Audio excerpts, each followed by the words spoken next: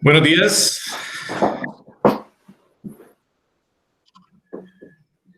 Bienvenidos a este 11º conversatorio de filosofía, que en este año tiene como título Superhombre y ateísmo, Nietzsche responde.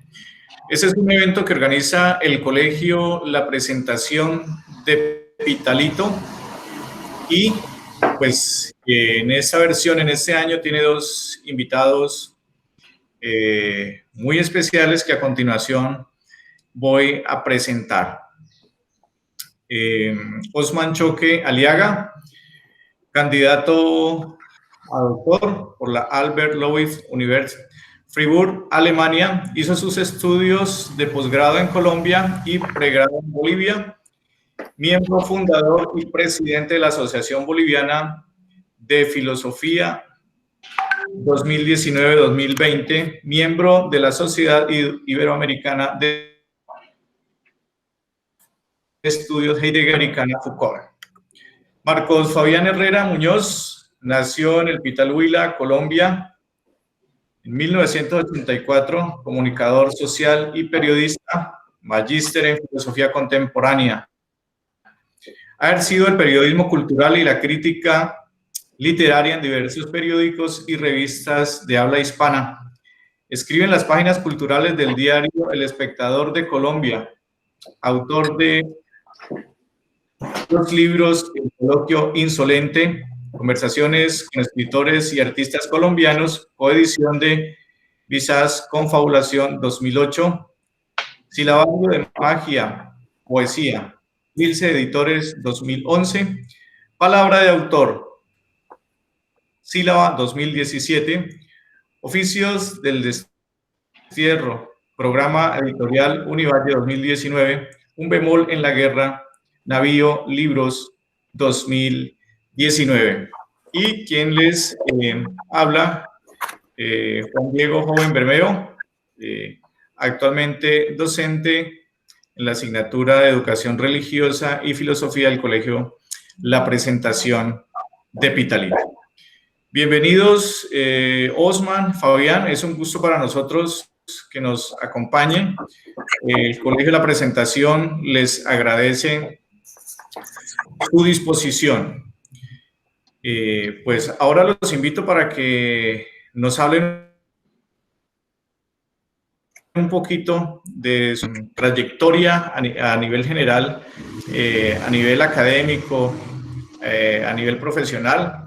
Lo que he mencionado acerca de sus currículos, pues realmente es corto para todo lo que han logrado hacer a pesar de su corta vida, ¿no? Porque son muy jóvenes y ya con una gran trayectoria. Entonces, bienvenidos. No sé quién de ustedes quiera comenzar. Adelante, Osman. Bueno, muchas gracias. Gracias, Juan. Gracias, Fabián, por estar aquí reunidos conmigo. Voy a contar muy brevemente pues, mi trayectoria. Yo estudié en Bolivia, como lo acaba de decir Juan. Luego fui a Colombia, hice los estudios allá de posgrado.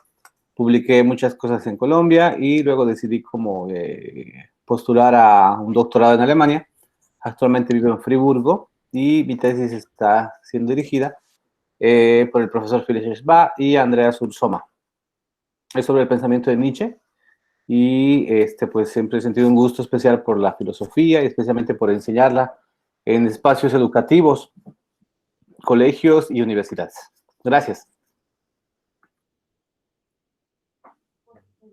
Muy bien, Fabián. Osman, encantado en reencontrarme con usted, en verlo de nuevo, quien fuera mi condiscípulo en el ciclo de formación posgradual de maestría en la San Buenaventura, en aquellas memorables sesiones de fines de semana consagrados a la exégesis filosófica. Me gratifica enormemente verlo y saber de que está en su estancia doctoral. Soy un convencido de que su nombre lo leeremos con mucha frecuencia en los próximos años en la reflexión filosófica de América Latina, porque ya lo es en Colombia. En cuarentena lo he visto participando de eventos con universidades colombianas, por ahí supe de un evento también sobre Nietzsche con la UNAT.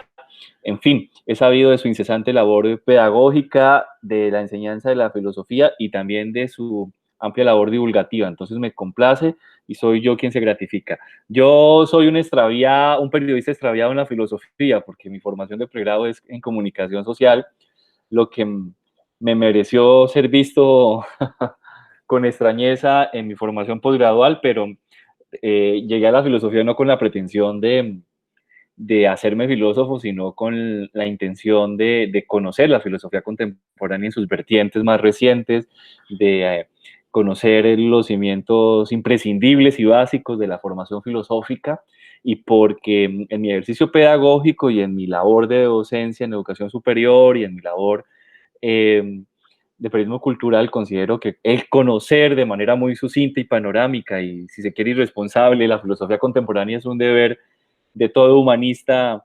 llamado a ver el mundo de una manera muy amplia, ecuménica, integral.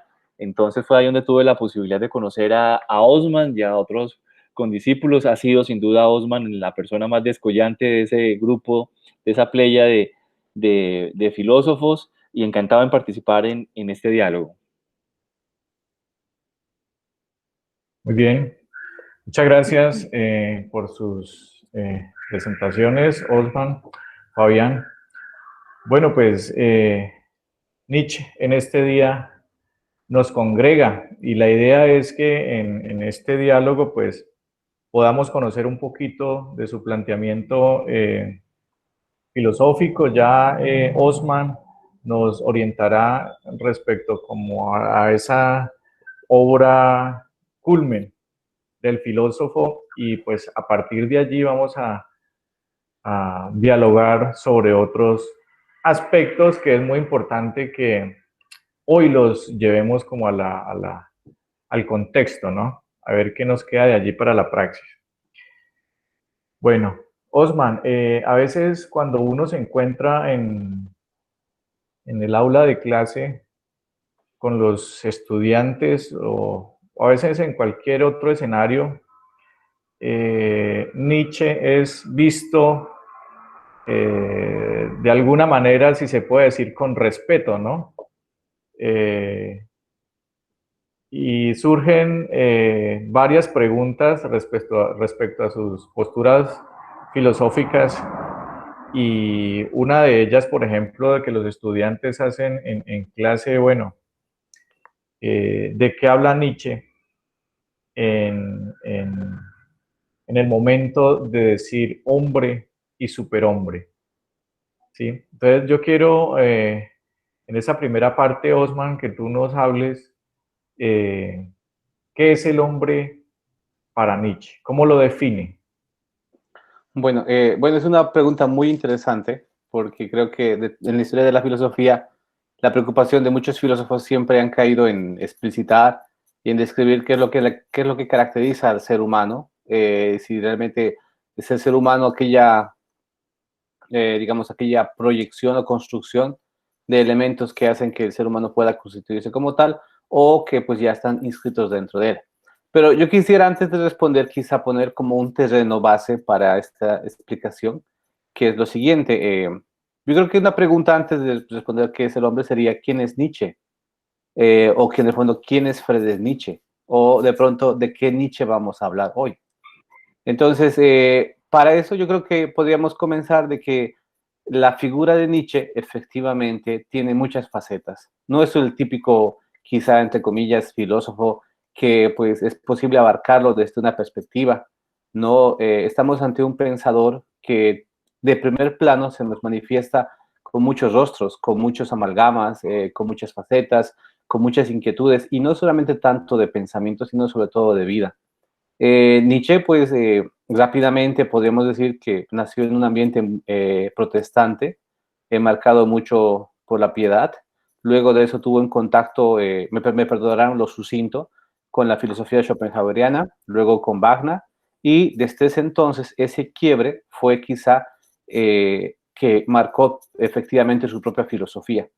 Y hasta ahora ustedes pueden comprobar que hay dos momentos, ¿no? El momento, digamos, del Nietzsche devoto, del Nietzsche de padres, pero digamos de un ambiente muy devoto, pietista, especialmente alrededor de mujeres.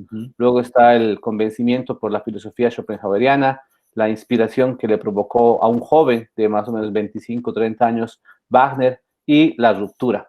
Este panorama ya nos da muchas pistas, pues, porque ¿de qué Nietzsche vamos a hablar? De Nietzsche el devoto, quizá, el Nietzsche el del entusiasmo juvenil que se enamoró rotundamente de la música wagneriana, o el Nietzsche que encontró un afecto especial por Schopenhauer, de pronto por este tema de la voluntad de poder, la voluntad, perdón, las obras de Schopenhauer, o el Nietzsche solitario, el que pues ya después de haber ganado ¿cómo lo veríamos? Como una pensión muy reducida en dinero, entonces ya empezó a deambular. ¿De qué Nietzsche? Entonces, yo creo que este punto es muy importante como para no perdernos, pues la pregunta va dirigida específicamente al Nietzsche errante. O sea, al Nietzsche que ya recibió la pensión, era profesor universitario, se pensionó, y por el tema también de salud, porque era una persona muy, muy frágil, o sea, muy frágil, tenía la salud muy, muy frágil y debilitada, y además se le agarró una costumbre muy mala, que es automedicarse. Hoy en día esa palabra de automedicarse en el siglo XXI puede parecer algo extraño, pero pues en Nietzsche era una cosa habitual, o sea, las personas no tenían el acceso al médico, por ejemplo, si no te duele la cabeza, tú vas a la droguería, te compras una pasta y pues ya está. En cambio, en Nietzsche no había digamos, esa consejería de ir a una droguería, sino que Nietzsche tuvo el error de automedicarse. Entonces, eso dañó que el organismo como tal, yo qué sé, el riñón de él estuvo muy afectado, él tenía muchos vómitos de sangre, jaquecas, dolor y además la visión. Entonces, estamos ante un Nietzsche ya, aunque digamos el Nietzsche errante, y que sobre todo empieza a escribir de manera aforística. Entonces, cuando nos acercamos a una pregunta de qué es el hombre para Nietzsche, ya estamos quizá ante un Nietzsche relativamente maduro, o sea, ya con una identidad filosófica en construcción, y nos enfrentamos a un Nietzsche, efectivamente en sus obras, con el texto corto. Entonces, también cuando decimos qué es el hombre para Nietzsche, hay que ir a las obras. Y la obra más emblemática de este contexto es Así habló Zaratustra. Creo que podríamos situar para comenzar este panorama. En Así habló Zaratustra, Nietzsche dice algo acerca del hombre, para citarlo muy rápidamente. Nietzsche decía que el hombre es un río.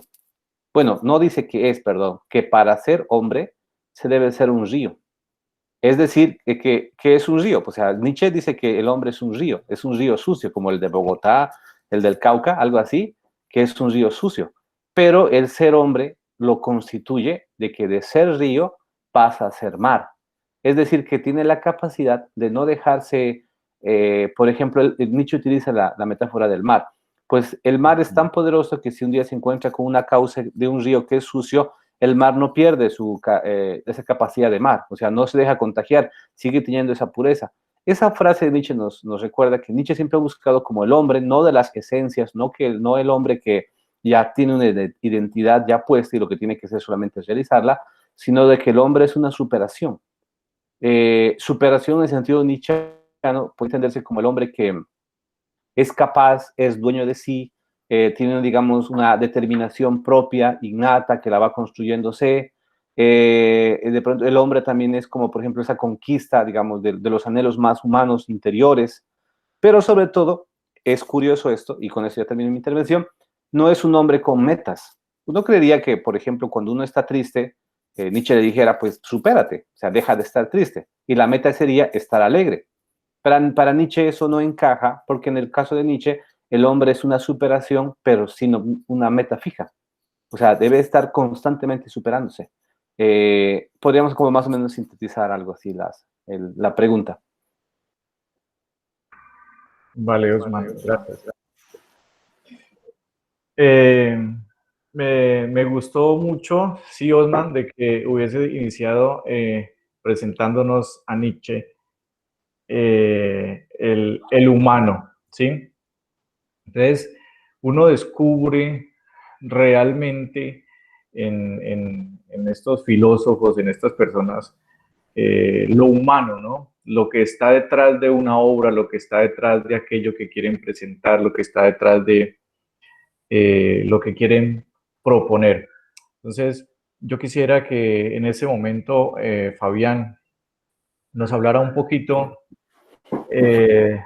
desde su profesión, desde su quehacer periodístico, y nos compartiera, Fabián, desde qué contexto, por ejemplo, desde qué realidades, estoy seguro, se las ha encontrado, pues ha podido tocarse o mirar esas realidades humanas, aunando a lo que dijo Osman, ese hombre que tiene la capacidad y está en esa búsqueda de superarse. Entonces, ¿desde qué contexto, desde qué realidad de Fabián, desde su profesión, se ha podido encontrar esta dinámica? Bien, pues yo debo decir que como lector diletante de la obra nietzscheana y a partir de lo señalado por Osman, ahora mismo recuerdo un libro que determina esa segunda etapa de Nietzsche, ¿no? Y es Humano, demasiado humano, eh, que supone precisamente un viraje en la reflexión nietzscheana, porque recordemos bien que Nietzsche obra principalmente pues como un profeta, o bueno, en las palabras de Paul Ricoeur, como un padre de la sospecha. Si Osman me precisa esa afirmación cuando Ricoeur lo postula y lo formula como un padre de la sospecha junto a Sigmund Freud y a Marx y otros más. Es el Nietzsche que es fuente de inspiración para los románticos alemanes, ¿no? Para todos los poetas románticos alemanes. Es el hombre que proclama la muerte de Dios, es el hombre que dice, avisoramos un nuevo milenio y un Dios nuevo, es aquel hombre deseoso de sacralidad, ávido de trascendencia.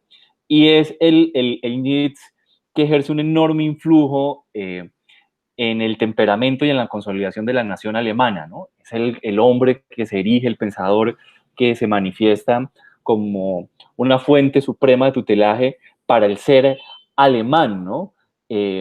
Advirtiendo de cierta forma de que ese principio del siglo XX iba a ser turbulento, ¿sí? Porque en Nietzsche encontramos principalmente eso, un hombre anticipatorio, un pensamiento que en su capacidad predictiva, en su capacidad premonitoria, anticipa muchas de las turbulencias de esos inicios del siglo XIX, con lo que sería para Europa la Gran Guerra, que luego conoceríamos como Primera Guerra Mundial. Pero yo creo que para atender su inquietud, Juan Diego, el Nietzsche que me suscita un enorme interés es ese Nietzsche que sirve de fuente de inspiración para todos esos artistas que ante el exceso de racionalismo, ante el mundo cartesiano, ante el mundo agotado de las fórmulas de la medición, reclama por una nueva mirada a la naturaleza, al entorno. Es el mismo Nietzsche que entra hermanado con las ideas de Hölderlin y todos los grandes creadores de la Alemania de aquel entonces. Entonces, a mí me parece que Nietzsche, el pensamiento nietzscheano sigue siendo, y Nietzsche sigue siendo, un hombre que se anticipó a su tiempo, un hombre que supo advertir de los malestares, y es un hombre que supo reclamar ante el agotamiento de la religiosidad un nuevo espacio para la trascendencia humana. Yo creo que Osman nos podría dilucidar muy bien exactamente en esa última etapa. Entiendo que Nietzsche, a partir de cierta etapa, principalmente en su ancianidad, publica cerca de casi un libro por año, ¿no? Se consagra a la escritura y se hace muy prolífico. Y es ahí quizás en donde esa formulación de voluntad de poder y de superhombre adquiere un corpus mucho más vigoroso. Diré eso por ahora. Muchas gracias, Fabián. Bueno, retomando con lo que finalizaba Fabián, del superhombre, Osman, ¿quién es el superhombre para Nietzsche? Pareciera que, o en palabras de los jóvenes, ¿no? Nietzsche propusiera o quisiera un superhéroe. ¿Quién es? Bueno, pues podemos responder la pregunta a partir de lo que se maneja en la teología negativa con aquello que no es el superhombre, ¿sí? Entonces, en primer lugar, el superhombre no es no es una realidad, no es una realización histórica, no es una encarnación humana, no es un símbolo, por ejemplo, fáctico que podamos ver en la calle o un signo político como en la Segunda Guerra Mundial se lo consideró al alemán o pues al Führer.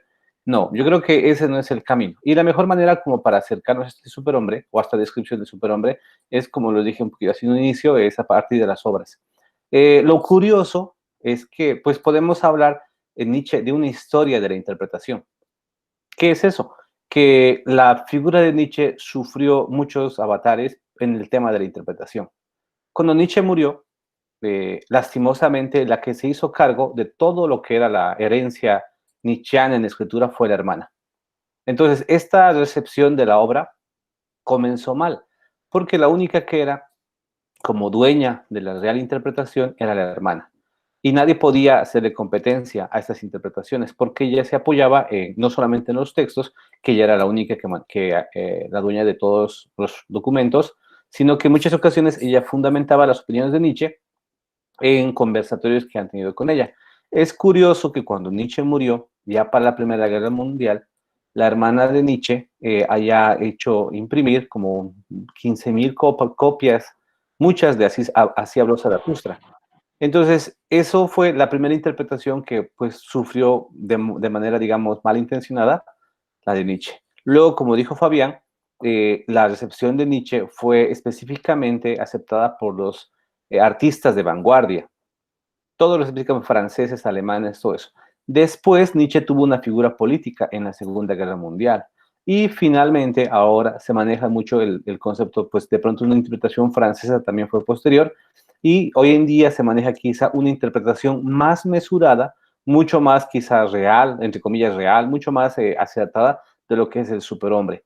Lo curioso de esto es que en esa trayectoria, en ese ciclo de interpretaciones, se decía que Nietzsche se podía reducir en tres términos. El primero era: Nietzsche es superhombre, Nietzsche es la muerte de Dios y Nietzsche es el eterno retorno. O sea, quien quería ser nietzscheano, en otras palabras, tenía que saber estos tres acápites muy bien dominados y era considerado relativamente un intérprete real de Nietzsche. Pero esa interpretación hoy en día está totalmente sesgada. ¿Por qué? Porque curiosamente el término superhombre solamente aparece en una sola obra, y es en Así habló Zaratustra. Y justamente en una más, pero eso como el diario antes de morir, que es Ecce Homo. Solamente en esas dos obras aparece la noción de superhombre.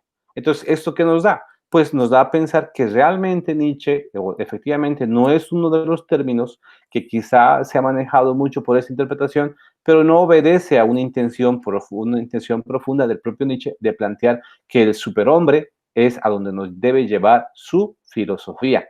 O sea, el resumen acá, el meollo de la cuestión es que cuáles son los caminos para entender a Nietzsche. Y nosotros apostamos porque es el superhombre. Que toda la doctrina, y entre comillas se podría llamar como doctrina nietzscheana, si es que acaso existe, nos lleva a la consideración, a la realización fáctica, es decir, real, de lo que es el superhombre. Lo que sí es curioso resaltar es que esta palabra, digamos, esta noción de superhombre también va de la mano de lo que es el hombre de Nietzsche. Un filósofo italiano que es Bátimo, él había traducido la palabra über en alemán como ultra, como digamos algo que está por encima, que está más allá. Creo que es un poquito todavía, es muy lejana esa interpretación, como un poquito demasiado extensa. Lo que podríamos decir que la palabra über en alemán es como sobre, algo que está por encima de algo, no, pero que no lo toca, sino que está por encima, no hay un contacto como tal, pero esto que nos da a pensar que Nietzsche planteaba el superhombre no tanto como una realización humana, sino como una proyección experimental. ¿Qué significa eso? Pues que lo que Nietzsche buscaba no era hacer de los discípulos o de los mejores intérpretes de Nietzsche aquellos superhombres, como en el eslogan se lo ha pintado, ¿no?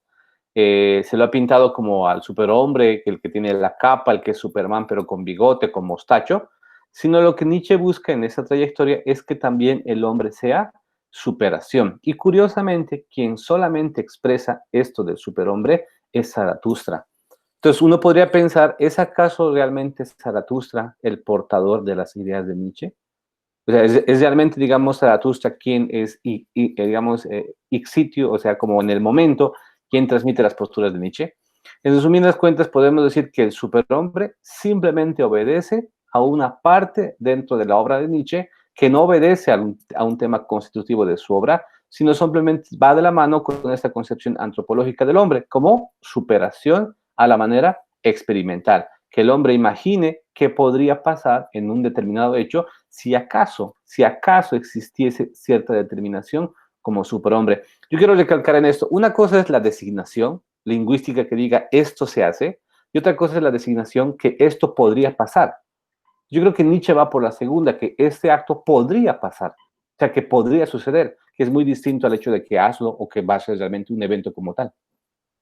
Osman, yo quisiera preguntarle a usted cuáles fueron las circunstancias históricas y culturales que propiciaron esa deformación en la interpretación nietzscheana, que posibilitaron de forma sesgada, amañada y obviamente deliberadamente amañada que un proyecto político creyera encarnar, como el del Tercer Reich, creyera encarnar las ideas nietzscheanas y las enarbolara luego, porque no solamente se creyeron los depositarios de la cosmovisión nietzscheana, sino también utilizaron a otros artistas, la música wagneriana también en el proyecto del Tercer Reich y de la construcción ilusoria y delirante de la raza aria, fue invocada, ¿no? Entonces, ¿cuáles son las circunstancias históricas que permiten ese hierro histórico, que permiten ese hierro cultural amañado y que deriva pues en ese proyecto totalitario que empañó y ensangrentó la primera mitad del siglo XX? Bueno, en primer lugar yo creo que es por un lado es el estilo. Nietzsche inaugura un estilo muy peculiar en la filosofía, que es el estilo aforístico. Y entonces, este estilo aforístico trae como muchas consecuencias, como por ejemplo la pluralidad de interpretaciones, no sé, la poca dogmática en interpretar tales textos. Y por otro lado, curiosamente también la fama que le dio a Nietzsche no vino específicamente del mundo alemán, sino fue el que se llama John Brandes, el que fue el danés, quien había leído a Nietzsche y le había gustado las obras, cuando Nietzsche todavía estaba vivo. Entonces fue este danés quien hizo famoso la obra de Nietzsche por sus conferencias. Y Nietzsche empezó a agarrar fama, fue leído, y este entusiasmo, que nació justamente en Dinamarca, se expandió hasta la Primera y Segunda Guerra Mundial. Las razones como tal, yo creo que están imbricadas en una... Nunca existió hasta ese entonces una interpretación, un aparato crítico quizá de las obras de Nietzsche, o digamos un aparato, no sé, como canónico de los cuales podrían ser las obras de Nietzsche. Y esto dio a que pues el entusiasmo junto al estilo aforístico, por ejemplo, digamos, cuando Nietzsche en Así habló Zaratustra, dice, el hombre debe ser superado. Entonces, estas frases como tal hacen que un partido político pues asuman, se identifiquen muy rápidamente con que ellos son la superación de este hombre que debe ser superado, como en el caso de la raza aria. Y también el aspecto histórico junto con la hermana. Es muy curiosa la foto que se encuentra en la cual está Hitler con el busto de Nietzsche y la hermana. Es una foto que se hizo muy famosa. Entonces, ¿eso qué fue? Que la hermana no tenía dinero. Entonces vio en la empresa de Nietzsche una forma de tener mucho dinero. Entonces, ella, yo me imagino que pues por temas económicos y además para pues, sacarle mucha ganancia, ella optó por muchos proyectos políticos cercanos, ¿no? De otra manera, desfigurando el pensamiento de Nietzsche. Nietzsche en muchos textos nunca sintió una opinión positiva por Alemania. Específicamente nunca sintió ni tampoco por los alemanes en particular, ¿no? Como para decir que de pronto Nietzsche se asemejaba, pero fue la hermana la que justamente, curiosamente, Nietzsche antes de morir publicó una obra que es Ecce Homo, en la cual él hace como la revisión de todas las obras que tuvo, pero la hermana nunca quiso que estas obras se publicaran, porque pues de alguna manera desvirtuaba las opiniones que ella decía del hermano, que era como que pues, el promover el espíritu alemán, la identidad alemana, el orgullo alemán, el orgullo germánico. Exacto, y eso no nace con Nietzsche, ¿no? O sea, eso nace con Bismarck. Nietzsche nace en un contexto bismarckiano cuando ya recién están haciendo este espíritu, y justamente Wagner es como la figura de este espíritu que se ha encarnado mediante la música, el orgullo, la educación a las personas y todo eso.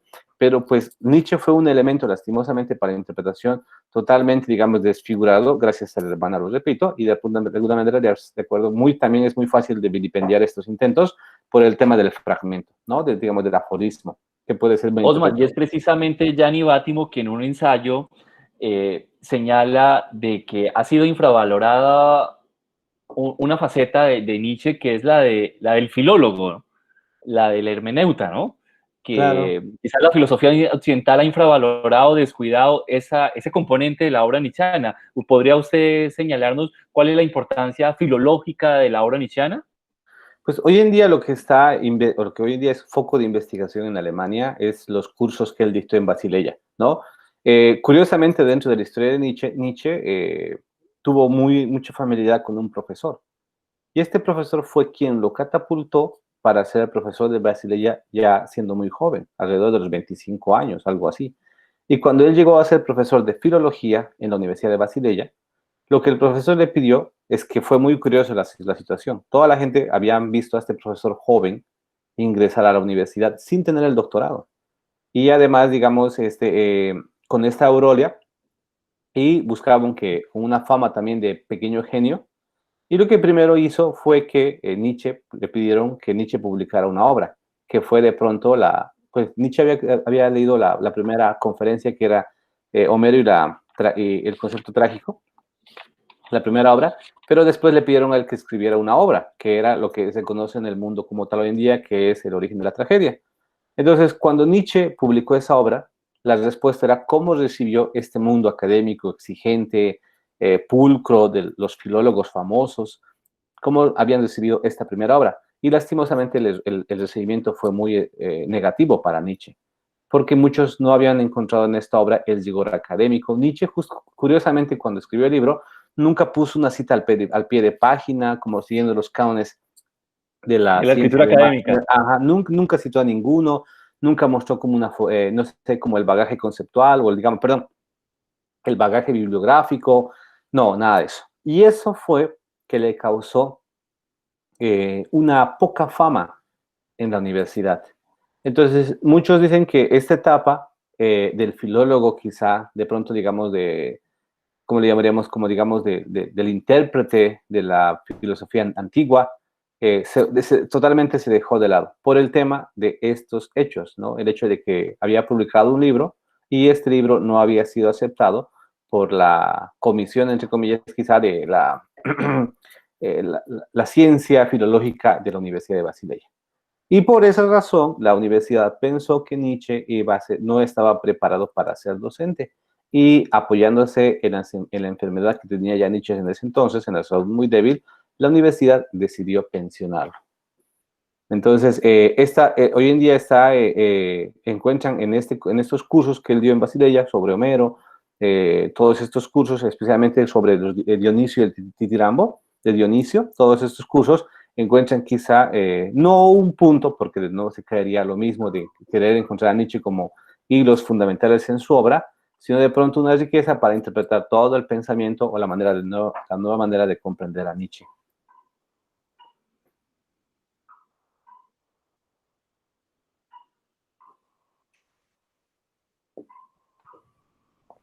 Bien, Osman. Yo encontré una frase en el prólogo de Así habló Zaratustra, que me llamó mucho la atención, y es, al poder le gusta caminar sobre piernas torcidas. Fabián, ¿en qué punto la humanidad va caminando en ese momento con ese deseo de superarse, y de otra parte está el poder que de alguna manera no permite esa dinámica de renovación, de crecer, de surgir? Pues ese aforismo, al igual que la mayoría de las frases sentenciosas del estilo nietzscheano, como lo ha señalado Osman, algunas son muy críticas, otras muy apocalípticas, ¿no? Pero yo creo, al igual que Osman, que el estilo sentencioso y aforístico de Nietzsche, representado, por ejemplo, en esa frase que usted acaba de citar, se proponía conmocionar. En la interpretación filosófica he leído de que algunos valoran más a Nietzsche como literato que como filósofo, y es porque tal vez él nos negó unas frases, y esas frases en su ambigüedad interpretativa posibilitan muchas cosas, muchas lecturas. Entonces, por ejemplo, si alude al poder en aquel entonces era un hombre que estaba viendo el final del siglo XIX, los albores del XX, que había una transición, un hombre que empezó creyendo en los dioses, ¿sí? que imploraba al final de sus vidas una desazón, ¿sí? que la pregonaba.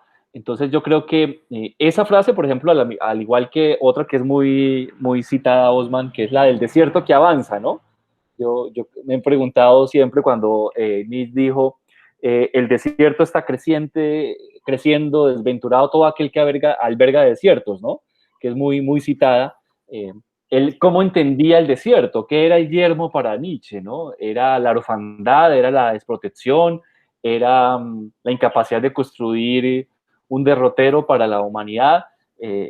Siempre me ha llamado la atención, por ejemplo, la metáfora del desierto en el pensamiento nietzscheano, que entiendo que no es recurrente, pero sí hay varias frases que terminan siendo muy citadas y muy apropiadas por los lectores comunes. Entonces, ese poder, no sé exactamente cuál sería la acepción semántica más precisa a la que aludiría Nietzsche, pero sí soy un convencido de que Nietzsche fue consciente del impacto que tenía su estilo literario, es decir, de la capacidad que tenía en sus frases de influir. Y yo creo, Osman, que esa última fase prolífica de escritor consagrado, de hombre que rompe con la academia, precisamente con los estereotipos y los convencionalismos propios de la academia alemana, ejemplifican lo que he dicho hasta ahora. Yo sí quisiera preguntarle a Osman, por ejemplo, ¿cómo entendería usted en una lectura muy contemporánea de Nietzsche esa frase del desierto, ¿no? ¿Qué sería el desierto para Nietzsche en el momento en que escribió esas sentencias y esos aforismos que yo creo que influenciaron muchos, ¿no? Entiendo, Osman, en Colombia el primer divulgador de Nietzsche fue un crítico literario como Baldomero Sanincano, y lo divulgó por allá en 1930, que fue el primer hombre que tuvo acceso como a las traducciones al español que había de Nietzsche en aquel entonces. Pero si yo leo pensadores o divulgadores colombianos, me ocurre a mí, por ejemplo, el estilo de don Nicolás Gómez Dávila, que fue un hombre que escribió Escolios a un texto implícito. En muchas de esas frases lapidarias yo veo el influjo y la impronta de Nietzsche. Entonces yo sí quisiera indagar en Osman, ¿cómo entiende él esa metáfora del desierto? Bueno, bueno, en primer lugar yo creo que uno tiene que tener mucho cuidado con las frases de Nietzsche y específicamente corroborar si estas frases están en sus obras. El impacto de Nietzsche, que comenzó con el mundo literario, ha llevado a que hoy en día se considere muchas frases de él como atribuidas a Nietzsche. Uno va al buscador de Google y escribe Nietzsche y sus frases y aparecen muchas, como por ejemplo una que se me viene a la mente, que es: quien ama un libro no basta con comprarlo, no basta con prestarlo, sino debe tenerlo. O sea que si tú amas un libro no tienes que pedirlo en la biblioteca, sino tienes que comprarlo. Entonces, hoy en día se maneja mucho lo de los fake Nietzsche. O sea, que muchas frases, como por ejemplo, digamos que se consideran que han sido como tales, no obedecen o no son como tal. Por ejemplo, esta de los libros, sabemos que si realmente fue así, Nietzsche se hubiera comprado muchísimos libros, y muchos de ellos, que los que Nietzsche leía, no han sido perdidos, algunos eran prestados, algunos pedía prestado a la hermana, y no puede ser cierto. Otra frase también que es muy famosa que está es que si vas con una mujer, no olvides el látigo.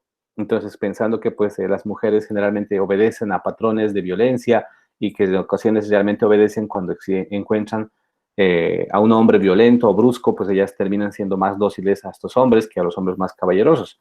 Yo creo que estas frases terminan siendo efectivamente en fake Nietzsche, ¿no? Entonces, pues digamos, la frase que siempre y cuando digo, uno conoce una frase, yo no sé si ustedes han visto la película El Guasón, la de Batman, y en el Guasón, el que se mató, el que se murió, así, él al inicio dice, ¿no?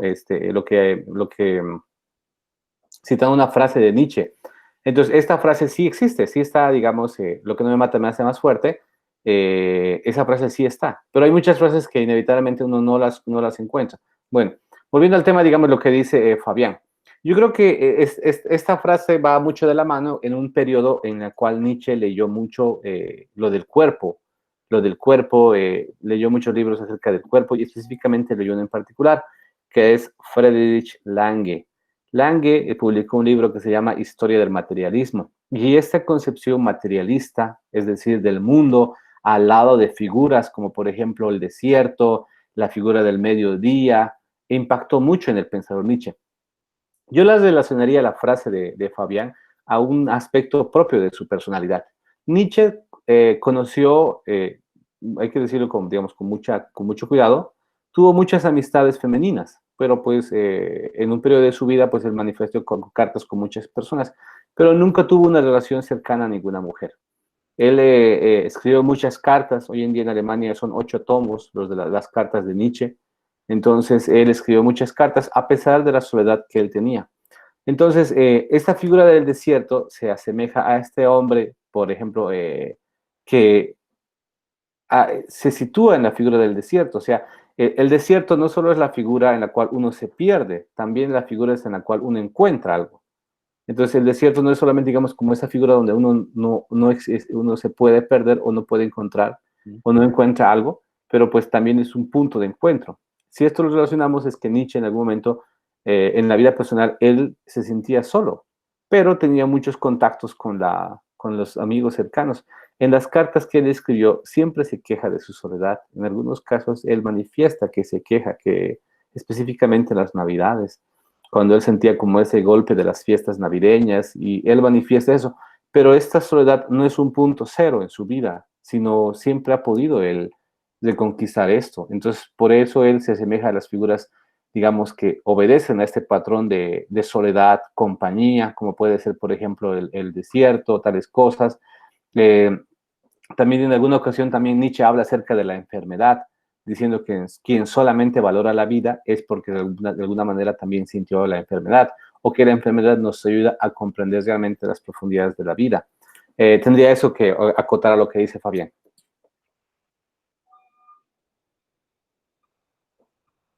Bien, muchas gracias.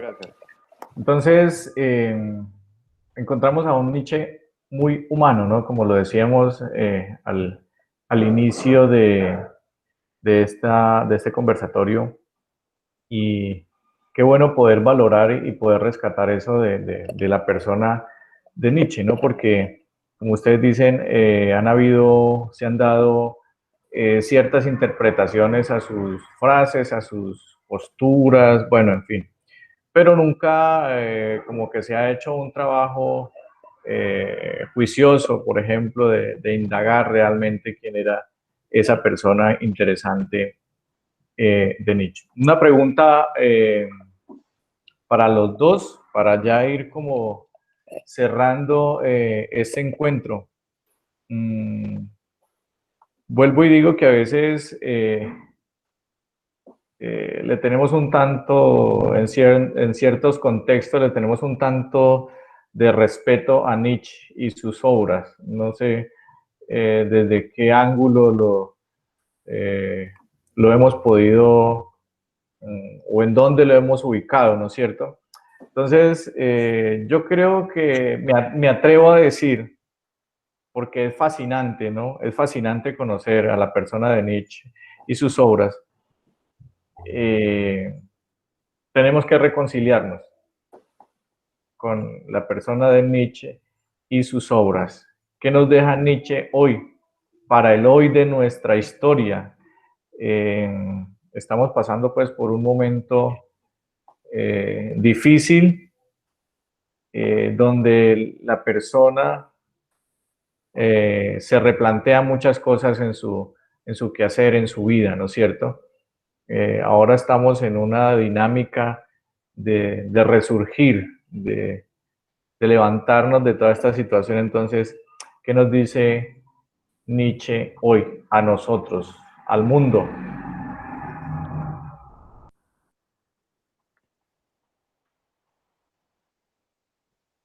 Quien desee iniciar, Bueno, Osman. yo quiero citar una frase que es bien famosa y está en el parágrafo 125 de la Galla Ciencia, que es la frase Dios ha muerto, ¿sí? Entonces, yo creo que humanamente hablando, cuando uno se encuentra con estas frases tan lapidarias acerca de la muerte de Dios para un humano que habita en un barrio X y además se rodea de personas también en la misma condición, las expectativas crecen frente a este tipo de frases y específicamente frente a la propia escritura de Nietzsche.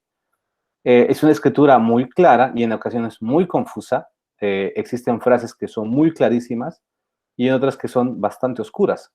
Una de ellas, la frase que es muy citada, una clara, por poner un ejemplo, es la frase que él utiliza en Así habló Zaratustra. Él dice, yo amo a aquellos hombres que escriben con sangre. Escribe tú con sangre y sabrás que la sangre es espíritu. Entonces, aquel que escribe con sangre es aquel que escribe con la vida, ¿no? Entonces, recordaron también lo que Nietzsche alguna vez criticaba. Él decía que muchos libros que se han escrito están en las bibliotecas y nadie los compra, porque les ha faltado este elemento positivo que es escribir con sangre.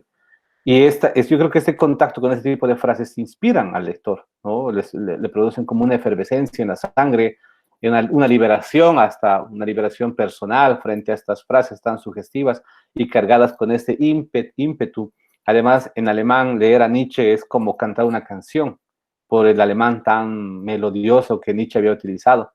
Entonces, como les decía, yo quiero citar la frase de Dios ha muerto.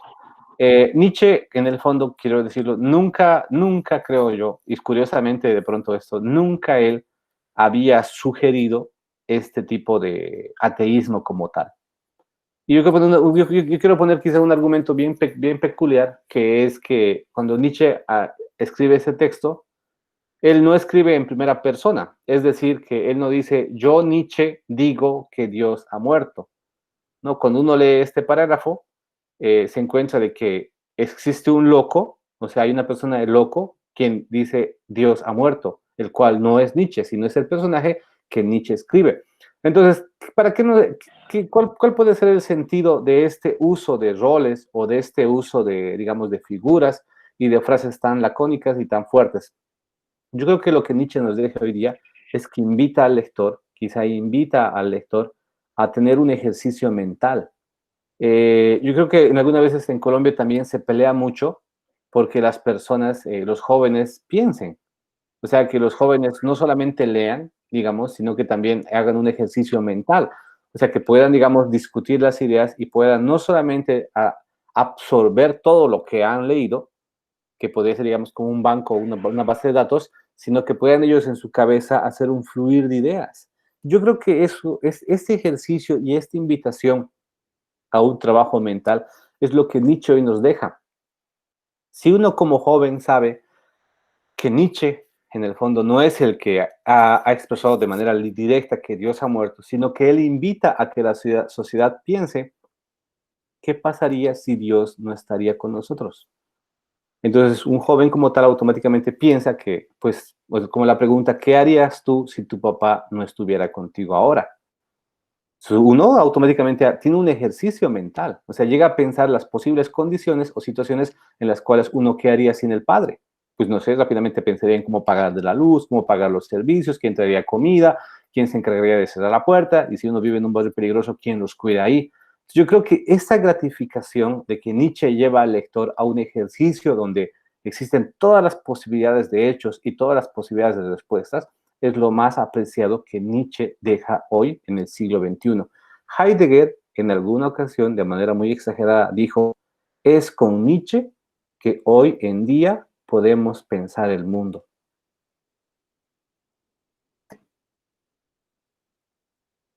Pues, Osman, su intervención ha sido tan clara, tan contundente, que yo creo que apostrofar algo más resulta innecesario. No Además, diga respeto, por el respeto que le profeso a usted como filósofo consagrado y como no. estudioso, absolutamente dedicado a la interpretación de la obra nietzscheana. Yo tan solo agregaré, ese libro, La Gaia Ciencia, fue el primer libro que leí de Nietzsche. Estoy absolutamente seguro que lo leí en una mala traducción, entonces me dejó aún más desconcertado que lo que normalmente puede dar una obra nietzscheana, pero creo yo que si para un lector desprevenido de la obra nietzscheana como lo soy yo, no estudioso consagrado a la obra nietzscheana como lo es Osman, yo encuentro en la obra y en el pensamiento nietzscheano el pensamiento seminal,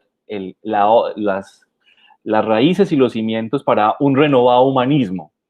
Esa misma preocupación heideggeriana, ¿no? En Carta del Humanismo de Heidegger, yo creo que si hacemos una valoración del principal legado de Nietzsche, a pesar de sus eh, interpretaciones, asimilaciones y apropiaciones históricas amañadas, en Nietzsche encontramos con certidumbre eh, una posibilidad de renovar el humanismo, que sigue siendo una necesidad que los mismos intérpretes de Nietzsche, los más autorizados, como los ha mencionado Osman, como Gianni Bátimo y otros más, insisten en eso. Quizás esta humanidad y el mundo actual reclama con apremio un renovado humanismo. Y en Nietzsche encontramos las pistas certeras para iniciar ese camino, seguramente nos conduce al extravío, seguramente nos desconcertará el trasegar, pero seguramente nos encontraremos con muchos escollos, ¿no? Pero en Nietzsche hay una invitación, una exhortación a empezar el recorrido para un nuevo humanismo.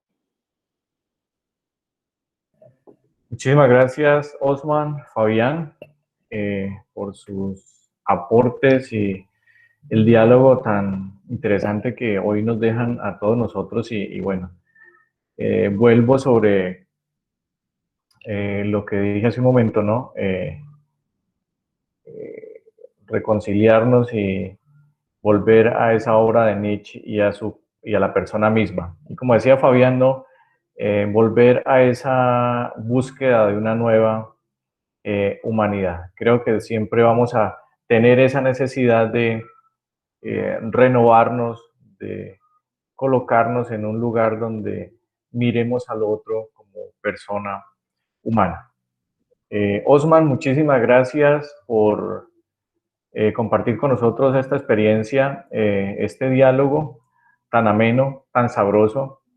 Yo creo que aquí nos hubiésemos estado otro par de horas. A Fabián también muchísimas gracias por su participación.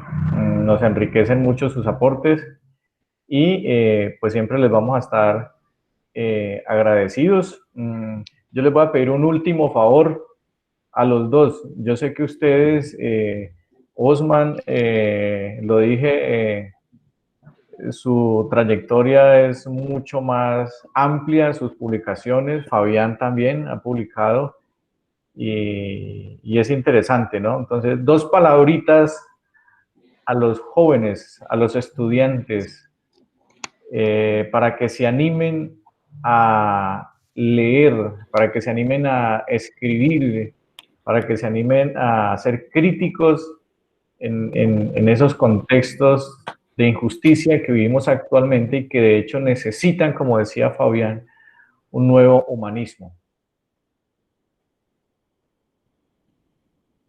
Fabián, te doy la palabra. Bien. Pues yo creo que ejercicios como este, cuando uno se topa con profesores de filosofía de las calidades de Osman, pues muy seguramente uno va a encontrar un referente y una motivación. Y por muy descalificado, infravalorado y en ocasiones vilipendiado, el ejercicio docente es decisivo cuando uno lo sabe aprovechar, lo sabe usufructuar. toparse con maestros valiosos, con maestros que no temen aventurarnos en los entresijos del saber y del conocimiento. La ciencia, la enseñanza de la ciencia, del conocimiento siempre será una aventura y no hay que entenderla solamente como un ejercicio de valoración numérica, de calificación de desempeños, sino como un viaje en las profundidades más enigmáticas. Y propiciar estos espacios será fundamental y decisivo. Y si alguno de estos muchachos que nos ve hoy en día se motiva y se entusiasma a leer a Nietzsche luego de escuchar estas palabras un tanto desilvanadas, pues habremos hecho mucho. Hay que tener mucha obstinación, yo creo que tanto para Osman como para mí, el habernos decidido por las humanidades en un mundo apabullado por el pragmatismo, pues no ha sido fácil. Eso supone hasta superar todo tipo de prevenciones familiares, laborales, ¿sí? Pero aquí hemos sido bastante tercos, ¿cierto, Osman? Y las latitudes de Latinoamérica se encuentran y Bolivia y Colombia, yo creo que son países que en el futuro cercano le depararán mucho a esta región. Hay que ser bastante obstinados. Cuando García Márquez decía que cuando se está preso de un talento, el talento se tiene que aprovechar y se tiene que ser muy terco para sacarle provecho, sacarle frutos a él.